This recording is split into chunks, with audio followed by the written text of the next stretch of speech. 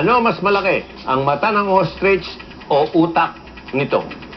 Ang tamang sagot ay... Okay. Yung mata. Mas malaki yung mata ng ostrich. Sinlaki ng bola ng bilyar. Baka mas malaki pa eh. Tingnan, lapitan nyo. Ang laki talaga. Pero yung utak niya, mas maliit. Parang tisa. Parang tisa. Hindi naman. Pero mas maliit ko sa mata. Diba? Ano? Welcome back, mga kapatid. Ito na, sa mga tungkol sa mga gimmick-gimmick tayo. Sa dami ng mga restaurant, mga kainan sa mundo, kanya-kanyang gimmick sila. Ganun ngayon ang labanan. Para mapansin sila at tangkilikin. Para maiba. Meron dyan, murang pagkain, o kaya yung dinadaan sa mga characters ng mga waiter. Nung araw, may mga ano pa tayo, kumakanta sa mga restaurant, di ba? Tumutugtog, may nagsasayaw, ganyan-ganyan.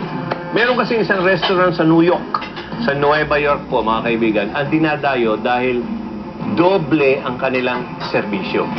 Ano ibig sabihin ng doble serbisyo? Eto, panoorin natin. Tuwing kita'y nakikita. Kung galing kayo sa Twins Bar sa New York, huwag kayong magugulat kung magdoble ang paningin ninyo. Hindi yan dahil sa nainom nyo, kundi dahil sa bar na ito, mga kambal ang waiters! Pati serving ng pagkain dito, pandalawang tao.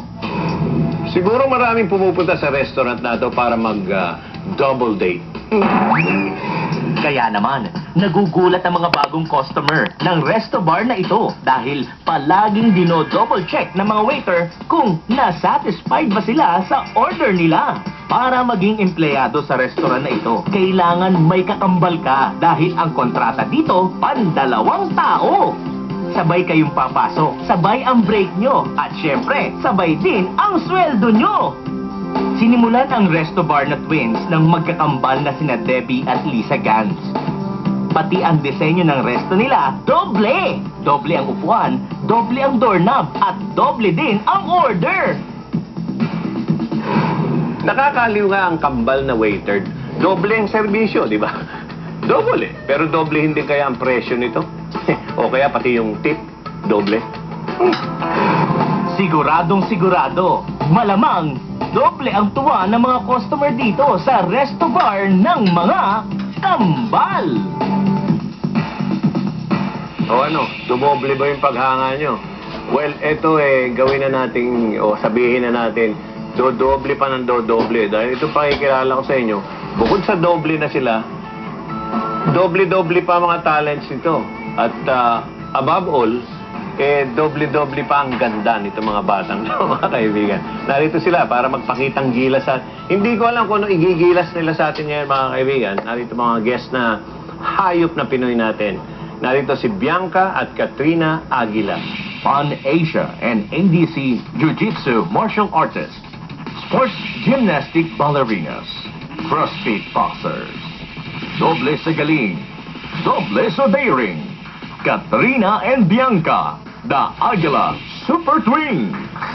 Sabihin niyo muna sa kanila, sabi niyo nung nasa sa Itbulaga nung araw, sumasayo kayong dalawa? Opo. Yeah, nung bata pa kami, nung we were younger, ganyang kaliit. Bata pa po kayo nun. Hanggang ngayon. Sumasayaw kayo sa Itbulaga? Opo. Okay. Tapos I heard na hindi lang sila sa mga talents na yan magaling. Kayo'y magaling din sa school. Yes. Pwede bang bakit kayo sinasabing magaling sa school? Ako magyayabang for her. Yes. Okay, sige. One of the only passers of UST Chem-Eng, iniyawan niya, UST cum laude, tapos may scholarship sa UST ng law, saka sa Australia, tapos ngayon taking up master of Ateneo, tapos probably in the future PhD. Parang nakakahiya. Nahiya naman po. Oo nga parang nakakahiya na kayong pag-performan dito. Hindi ba? Okay. Pag malaki kita, pag malaki mo ako. O, pag malaki mo naman si She's a registered Bianca. nurse, tapos ngayon she's taking her NCLEX kung saan mag-nurse naman po siya sa abroad. Yeah, tapos hopefully med. I'm saving up for medicine. Wow, okay. Ano mga nagagawa nyo? Dahil nakaganyan kayong costume, ibig sabihin, mag-folk dance kayo. Ano po? Jiu-jitsu. Yun yung gaganda. Bukod doon sa jiu-jitsu, maraming branches ang martial arts, di ba? Opo. Ano? Jiu-jitsu. Ang nilalaro po namin? Oo. Nag-muay thai, boxing, jiu-jitsu, tapos nagte-tennis din kami. Saka ballroom dancing, hip-hop, gymnastics. Tapos nakukuha niyo pang mag-cum laude at Kailangan po eh. ang tindi nito mga bata. Okay, mga kaibigan, hinihintay niyo na. Baka akala niyo mga nambobola lang to. Anong gagawin niyo munang, i-sampler lang sa amin? Ano po? Magdademo kami ng basic moves sa Jiu-Jitsu. Jiu-Jitsu.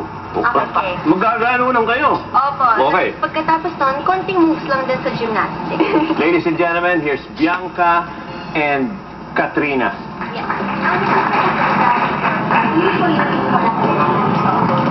Tapos, pag nag-tap na kami, yan na yung simula. Mhm. So, ang point mo,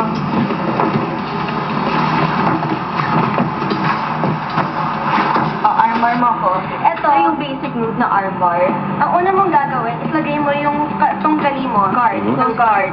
Parang nahihiya akong tumingin sa inyo eh. Yan. Okay, sige. Ito ang armbar. Armbar. Oh. Tapos, Uy. hihilahin ka niya pababa, hilahin mo to, tapos taas na yung hips niya hanggang sumakit. Pag sumakit, tap out na ako kasi pwede niya ako balian ng kamay. Diba? Oo. Yun Sige. ang Tapos, importante. ito naman ang triangle.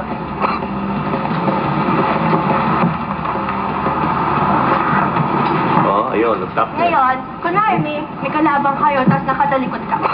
Una, nahiya akong approach. Patayin mo lang konti. Tapos maya-maya, choke mo na. Lagay mo yung kamay dito sa ulo, tapos yung kabilang kamay mo, hawakan mo sa back mo. Para pag chinook mo siyang ganyan, hindi siya makakahinga. Ayun, dapat. Ayun. Okay, okay. Okay. Up. Dahan-dahan lang. Alam ko yan. Masakit yan. Oo. Tapos ito, gagamitin mo sa momentum. Taas ng paa mo. Stomach in. Para hindi masakit. 1, 2. Isang pass. Parang gusto ko na sumali. Pero sige. Okay, okay. Hindi. Gusto ko matuto. Oo, okay. Sige po. Hawakan ko na. Hindi na. Nahawak na. Tuloy, tuloy. Maganda. Nag-enjoy sila eh. Tapos yung isa naman po, yung X-Pass. Okay. 1, 2. Yan. Madali lang. Yun. Okay. Yun yung mga basic. Pero pag syempre pag ginawa mo yun, pag nakikipaglabang ka, mas mabigat. At saka, mas masakit siya. Kayo ba yung may mga boyfriends? Siyempre gusto nila malaman. Hindi pa kami nagkakaroon ng boyfriend ever. Eh, paano kayo magkakaroon eh? Bugbog sarado. Ano sila pag naloko nila kami, di ba, Bianca? Ayun, okay. Okay, yung... Ay, sample, sige dito, halika. Higa po kayo. Huwag na, wala naman higa-higa. Nakatayo na lang po. Ano ba gawin? Masalihin lang. Huwag po kayo matakot na masalihin lang po namin kayo. Dahan-dahan lang po. Ay, masakit. Masakit, no? Kung gusto niyo nga po, i-take down namin kayo eh. Opo. Dapat ito, 1 hour show to eh. 1 week show. Wow, masakit ha. Wala po Lumubog. ginagawa po. Kung gusto niyo po lumakas. Malakas yung mga arms ito. Nagwe-weights din kayo mga ganun. Siyempre. Nagbubuhat po kami ng 150 pounds. Tapos sabi niyo, maliliit kayong little girls na magsasayaw sa Itbulaga. Yun ang gusto namin makita. Yun ang gusto niyo makita. Mga, dance. Kahit walang music. Tagayan lang po namin. Oh, sige, okay, sige. Ano paborito mong ballroom na sa'yo? Cha-cha. Gusto niyo po tuloy po namin kayo mga